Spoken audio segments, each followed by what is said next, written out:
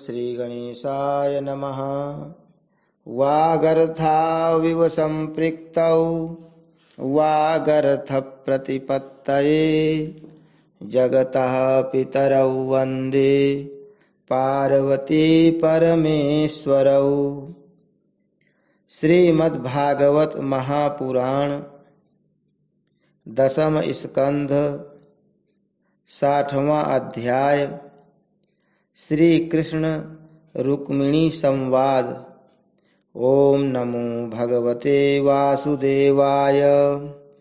श्रीशुक उवाच कर्हिचित् सुखमासीनं स्वतल्पस्थं जगद्गुरुं पतिं पर्यचरद्भैष्मी व्यजनेन सखी जनैः। यस्त्वेतल्लीलया विश्वं सृजत्यत्यवतीश्वरः स हि जातः स्वसेतूनां गोपीथाय यदुस्वजः। श्री सुखदेव जी कहते हैं, परीक्षित, एक दिन समस्त जगत के परम पिता और ज्ञानदाता भगवान श्री कृष्ण रुक्मिणी जी के पलंग पर आराम से बैठे हुए थे। भीष्मक नंदिनी श्री रुक्मिणी जी सखियों के साथ अपने पति देव की सेवा कर रही थीं। उन्हें पंखा झल रही थी। परीक्षित, जो सर्वशक्तिमान भगवान केवल खेल खेल में ही इस जगत की रचना, रक्षा और प्रलय करते हैं, वही अजन्मा प्रभु अपनी बनाई हुई धर्म मर्यादाओं की रक्षा करने के लिए यदुवंशियों में अवतीर्ण हुए हैं। रुक्मिणी जी का महल बड़ा ही सुंदर था। उसमें ऐसे ऐसे चंदोवे तने हुए थे जिनमें मोतियों की लड़ियों की झालरें लटक रही थी। मणियों के दीपक जगमगा रहे थे। बेला चमेली के फूल और हार महक रहे थे। फूलों पर झुंड के झुंड भंवरे गुंजार कर रहे थे। सुंदर सुंदर झरोखों की जालियों में से चंद्रमा के शुभ्र किरणें महल के भीतर छिटक रही थीं। उद्यान में पारिजात के उपवन की सुगंध लेकर मंद मंद शीतल वायु चल रही थी। झरोखों की जालियों में से अगर के धूप का धुआं बाहर निकल रहा था।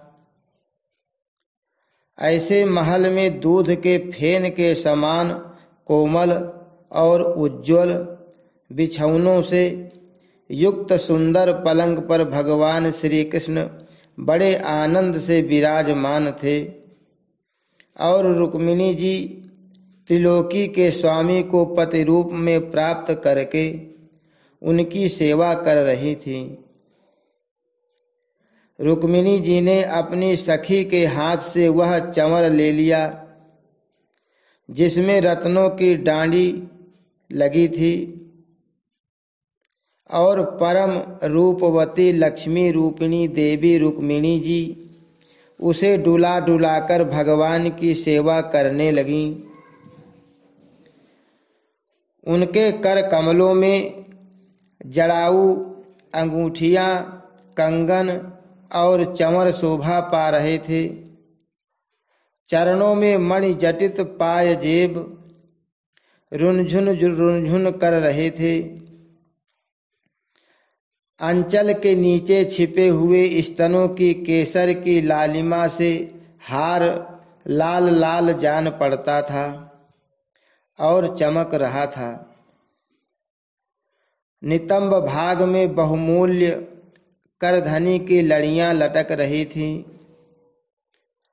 इस प्रकार वे भगवान के पास ही रहकर उनके सेवा में संलग्न थीं। रुक्मिणी जी की घुंघराली अलकें, कानों के कुंडल और गले के स्वर्णहार अत्यंत विलक्षण थे। उनके मुख चंद्र से मुस्कुराहट की अमृत वर्षा हो रही थी। ये रुक्मिणी जी अलौकिक रूप लावण्यवती लक्ष्मी जी ही तो हैं। उन्होंने जब देखा कि भगवान ने लीला के लिए मनुष्य का सा शरीर ग्रहण किया है, तब उन्होंने भी उनके अनुरूप रूप प्रकट कर दिया। भगवान श्री कृष्ण यह देखकर बहुत प्रसन्न हुए कि रुक्मिणी जी मेरे परायण हैं, मेरी अनन्य प्रेयसी हैं। तब उन्होंने बड़े प्रेम से मुस्कुराते हुए उनसे कहा। भगवान श्री कृष्ण ने कहा, राजकुमारी, बड़े बड़े नरपति जिनके पास लोकपालों के समान ऐश्वर्य और संपत्ति है, जो बड़े महानुभाव और श्रीमान हैं तथा सुंदरता, उदारता और बल में भी बहुत आगे बढ़े हुए हैं, तुमसे विवाह करना चाहते थे।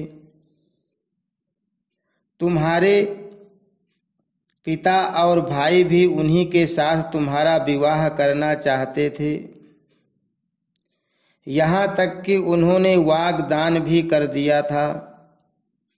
शिशुपाल आदि बड़े बड़े वीरों को, जो कामोन्मत्त होकर तुम्हारे याचक बन रहे थे, तुमने छोड़ दिया और मेरे जैसे व्यक्ति को, जो किसी प्रकार तुम्हारे समान नहीं है, अपना पति स्वीकार किया।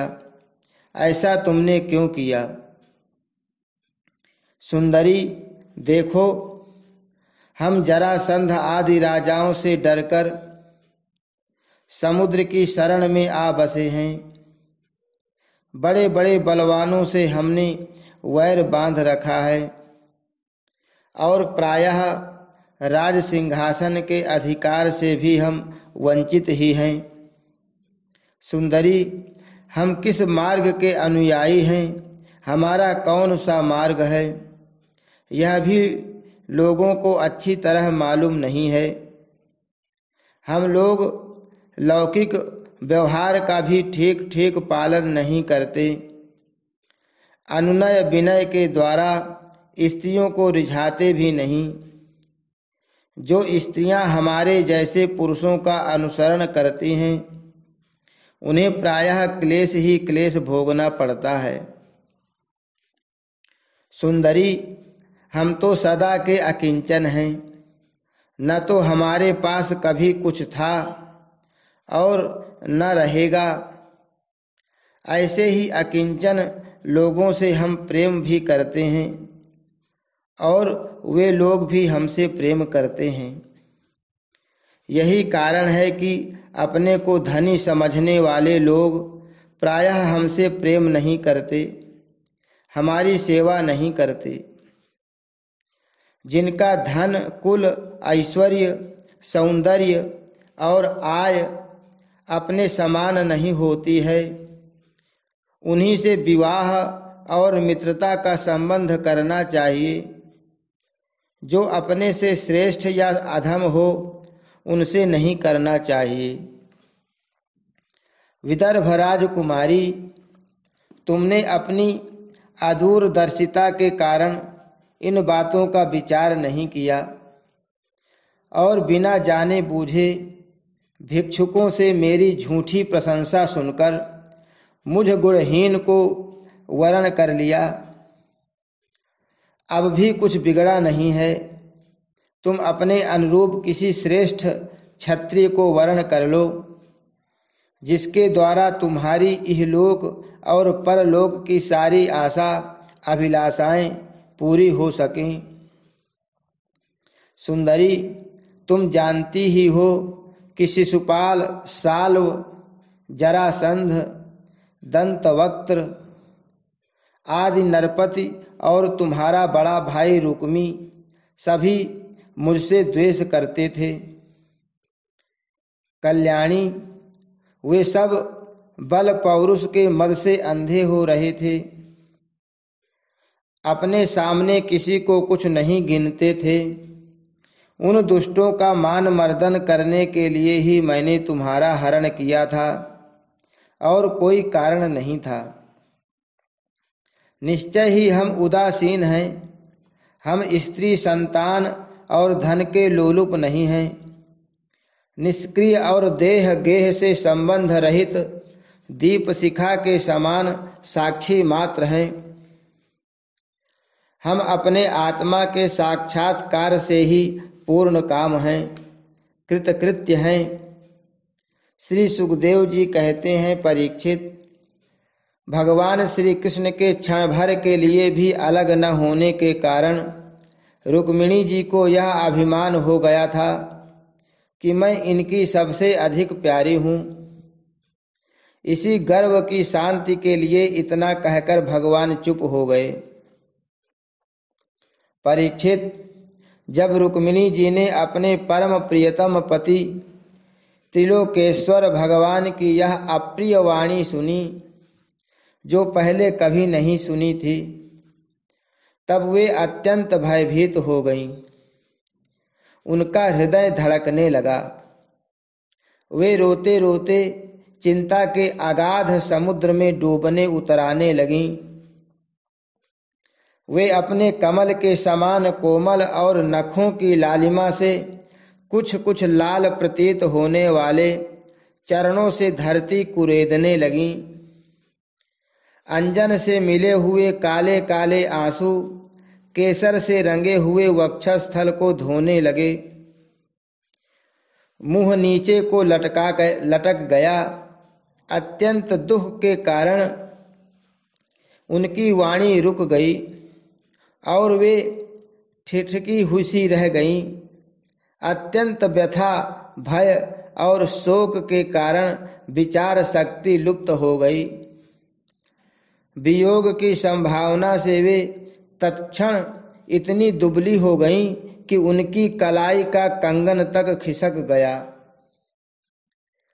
हाथ का चंवर गिर पड़ा। बुद्धि की विकलता के कारण वे एकाएक अचेत हो गईं। केश बिखर गए और वे वायु वेग से उखड़े हुए केले के खंभे की तरह धरती पर गिर पड़ी। भगवान श्री कृष्ण ने देखा कि मेरी प्रेयसी रुक्मिणी जी हास्य विनोद की गंभीरता नहीं समझ रही है और प्रेम पास की दृढ़ता के कारण उनकी यह दशा हो रही है। स्वभाव से ही परम कारुणिक भगवान श्री कृष्ण का हृदय उनके प्रति करुणा से भर गया। चार भुजाओं वाले वे भगवान उसी समय पलंग से उतर पड़े और रुक्मिणी जी को उठा लिया तथा उनके खुले हुए केश पासों को बांधकर अपने शीतल कर कमलों से उनका मुंह पोंछ दिया। भगवान ने उनके नेत्रों के आंसू और शोक के आंसुओं से भीगे हुए स्तनों को पोंछकर अपने प्रति अनन्य प्रेम भाव रखने वाली उन सती रुक्मिणी जी को बाहों में भरकर छाती से लगा लिया। भगवान श्री कृष्ण समझाने बुझाने में बड़े कुशल और अपने प्रेमी भक्तों के एकमात्र आश्रय हैं। जब उन्होंने देखा कि हास्य की गंभीरता के कारण रुक्मिणी जी की बुद्धि चक्कर में पड़ गई है और वे अत्यंत दीन हो रही हैं, तब उन्होंने इस अवस्था के अयोग्य अपनी प्रेयसी रुक्मिणी जी को समझाया। भगवान श्री कृष्ण ने कहा, विदर्भ नंदिनी, तुम मुझसे बुरा मत मानना, मुझसे रूठना नहीं। मैं जानता हूं कि तुम एकमात्र मेरे ही परायण हो। मेरी प्रिय सहचरी, तुम्हारी प्रेम भरी बात सुनने के लिए ही मैंने हंसी हंसी में यह छलना की थी। मैं देखना चाहता था कि मेरे इस प्रकार कहने पर तुम्हारे लाल लाल होठ प्रणय कोप से किस प्रकार फड़कने लगते हैं। तुम्हारे कटाक्ष पूर्वक देखने से नेत्रों में कैसी लाली छा जाती है और भौहें चढ़ जाने के कारण तुम्हारा मुंह कैसा सुंदर लगता है। मेरी परम प्रिय सुंदरी, घर के काम धंधों में रात दिन लगे रहने वाले गृहस्थों के लिए घर गृहस्थी में इतना ही तो परम लाभ है कि अपनी प्रिय अर्धांगिनी के साथ हास परिहास करते हुए कुछ घड़ियां सुख से बिता ली जाती हैं। श्री सुखदेव जी कहते हैं, राजन, जब भगवान श्री कृष्ण ने अपनी प्राण प्रिया को इस प्रकार समझाया बुझाया, तब उन्हें इस बात का विश्वास हो गया कि मेरे प्रियतम ने केवल परिहास में ही ऐसा कहा था। अब उनके हृदय से यह भय जाता रहा कि प्यारे हमें छोड़ देंगे। परीक्षित, अब वे सलज्ज हास्य और प्रेम पूर्ण मधुर चितवन से पुरुष भूषण भगवान श्री कृष्ण का मुखार बिंद निरखती हुई उनसे कहने लगीं। रुक्मिणी जी ने कहा, कमल नयन, आपका यह कहना ठीक है कि ऐश्वर्य आदि समस्त गुणों से युक्त अनंत भगवान के अनुरूप मैं नहीं हूं। आपकी समानता मैं किसी प्रकार नहीं कर सकती। कहाँ तो अपनी अखंड महिमा में स्थित तीनों गुणों के स्वामी तथा ब्रह्मा आदि देवताओं से सेवित आप भगवान, और कहाँ तीनों गुणों के अनुसार स्वभाव रखने वाली गुणमयी प्रकृति मैं, जिसकी सेवा कामनाओं के पीछे भटकने वाले अज्ञानी लोग ही करते हैं। भला मैं आपके समान कब हो सकती हूँ। स्वामिन, आपका यह कहना भी ठीक ही है कि आप राजाओं के भय से समुद्र में आ छिपे हैं, परंतु राजा शब्द का अर्थ पृथ्वी के राजा नहीं, तीनों गुण रूप राजा है। मानो आप उन्हीं के भय से अंतःकरण रूप समुद्र में चैतन्य घन अनुभूति स्वरूप आत्मा के रूप में विराजमान रहते हैं। इसमें संदेह नहीं कि आप राजाओं से वैर रखते हैं, परंतु वे राजा कौन हैं? यही अपनी दुष्ट इंद्रियां। इनसे तो आपका बैर है ही। और प्रभो, आप राज सिंहासन से रहित हैं, यह भी ठीक ही है, क्योंकि आपके चरणों की सेवा करने वालों ने भी राजा के पद को घोर अज्ञानांधकार समझकर दूर से ही दुत्कार रखा है। फिर आपके लिए तो कहना ही क्या है। आप कहते हैं कि हमारा मार्ग स्पष्ट नहीं है और हम लौकिक पुरुषों जैसा आचरण भी नहीं करते। यह बात भी निस्संदेह सत्य है, क्योंकि जो ऋषि मुनि आपके पाद पद्मों का मकरंद रस सेवन करते हैं, उनका मार्ग भी अस्पष्ट रहता है और विषयों में उलझे हुए नर पशु उसका अनुमान भी नहीं लगा सकते। और हे अनंत, आपके मार्ग पर चलने वाले आपके भक्तों की भी चेष्टाएं जब प्रायः अलौकिक ही होती हैं, तब समस्त शक्तियों और ऐश्वर्यों के आश्रय आपकी चेष्टाएं अलौकिक हों, इसमें तो कहना ही क्या है। आपने अपने को अकिंचन बतलाया है, परंतु आपकी अकिंचनता दरिद्रता नहीं है। उसका अर्थ यह है कि आपके अतिरिक्त और कोई वस्तु न होने के कारण आप ही सब कुछ हैं। आपके पास रखने के लिए कुछ नहीं है, परंतु जिन ब्रह्मा आदि देवताओं की पूजा सब लोग करते हैं, भेंट देते हैं, वे ही लोग आपकी पूजा करते रहते हैं। आप उनके प्यारे हैं और वे आपके प्यारे हैं। आपका यह कहना भी सर्वथा उचित है कि धनाढ्य लोग मेरा भजन नहीं करते। जो लोग अपनी धनाढ्यता के अभिमान से अंधे हो रहे हैं और इंद्रियों को तृप्त करने में ही लगे हैं, वे न तो आपका भजन सेवन ही करते और न तो यह जानते हैं कि आप मृत्यु के रूप में उनके सिर पर सवार हैं। जगत में जीव के लिए जितने भी वांछनीय पदार्थ हैं, धर्म, अर्थ, काम, मोक्ष, उन सब के रूप में आप ही प्रकट हैं। आप समस्त वृत्तियों, प्रवृत्तियों, साधनों, सिद्धियों और साध्यों के फलस्वरूप हैं। विचारशील पुरुष आपको प्राप्त करने के लिए सब कुछ छोड़ देते हैं। भगवान, उन्हीं विवेकी पुरुषों का आपके साथ संबंध होना चाहिए। जो लोग स्त्री पुरुष के सहवास से प्राप्त होने वाले सुख या दुख के वशीभूत हैं, वे कदापि आपका संबंध प्राप्त करने के योग्य नहीं हैं।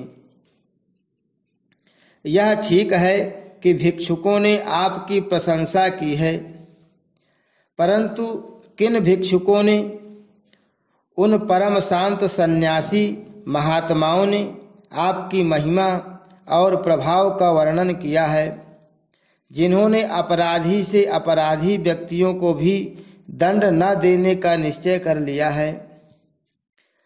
मैंने अदूरदर्शिता से नहीं, इस बात को समझते हुए आपको वर्ण किया है कि आप सारे जगत के आत्मा हैं और अपने प्रेमियों को आत्मदान करते हैं।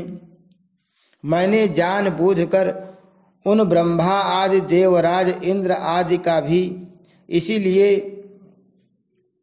परित्याग कर दिया है कि आपकी भौहों के इशारे से पैदा होने वाला काल अपने वेग से उनकी आशा अभिलाषाओं पर पानी फेर देता है।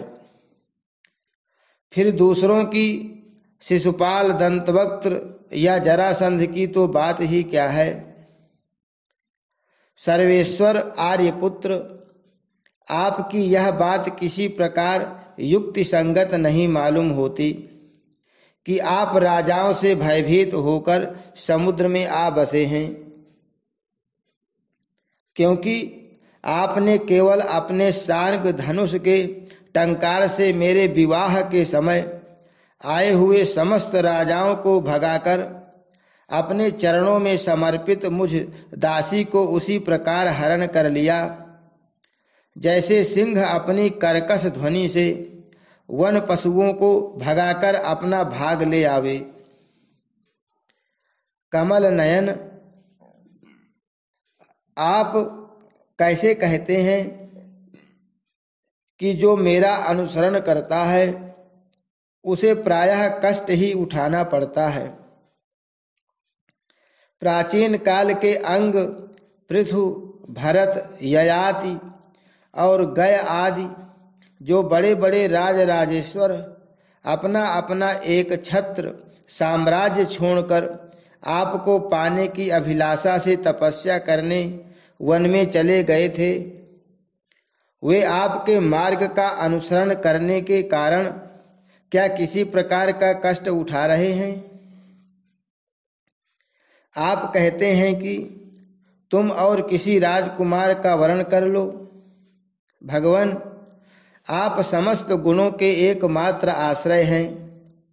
बड़े बड़े संत आपके चरण कमलों की सुगंध का बखान करते रहते हैं।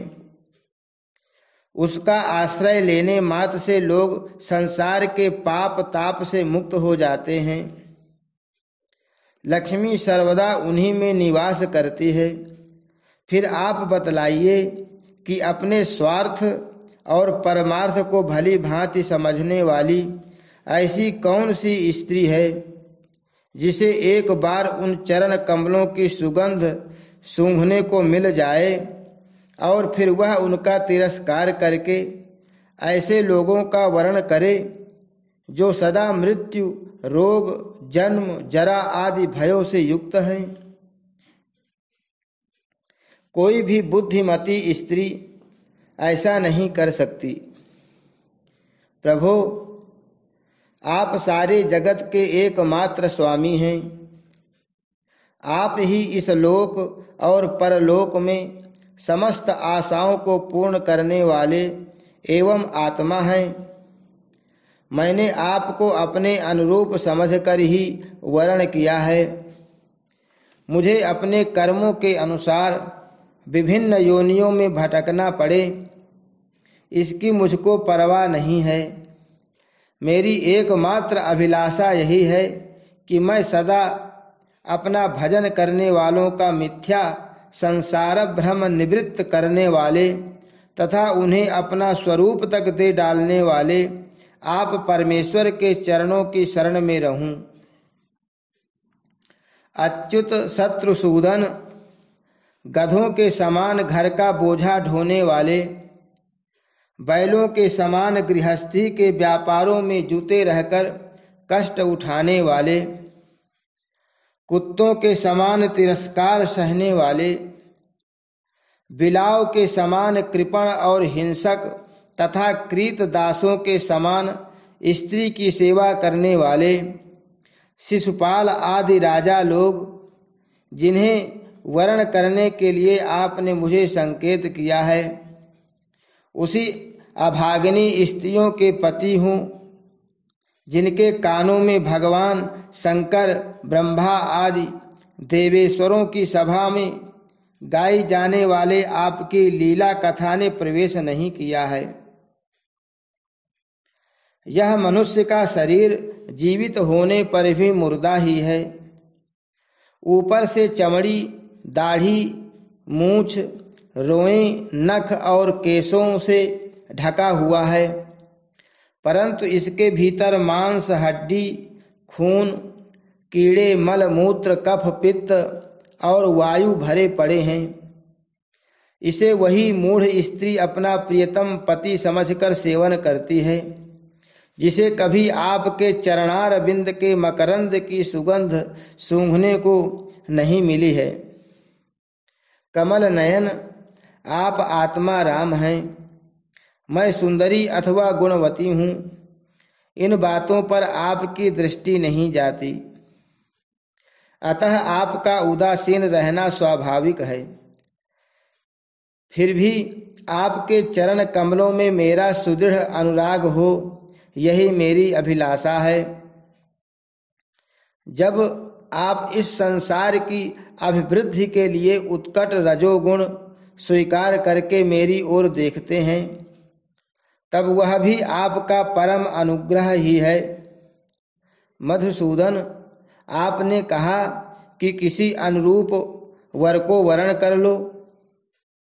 मैं आपकी इस बात को भी झूठ नहीं मानती, क्योंकि कभी कभी एक पुरुष के द्वारा जीती जाने पर भी काशी नरेश की कन्या अम्बा के समान किसी किसी की दूसरे पुरुष में भी प्रीति रहती है। उल्टा स्त्री का मन तो विवाह हो जाने पर भी नए नए पुरुषों की ओर खींचता रहता है। बुद्धिमान पुरुष को चाहिए कि वह ऐसी कुलटा स्त्री को अपने पास न रखे। उसे अपनाने वाला पुरुष लोक और परलोक दोनों खो बैठता है उभय भ्रष्ट हो जाता है। भगवान श्री कृष्ण ने कहा, साध्वी राजकुमारी, यही बातें सुनने के लिए तो मैंने तुमसे हंसी हंसी में तुम्हारी वंचना की थी, तुम्हें छकाया था। तुमने मेरे वचनों की जैसी व्याख्या की है वह अक्षरशः सत्य है। सुंदरी, तुम मेरी अनन्य प्रेयसी हो, मेरे प्रति तुम्हारा अनन्य प्रेम है।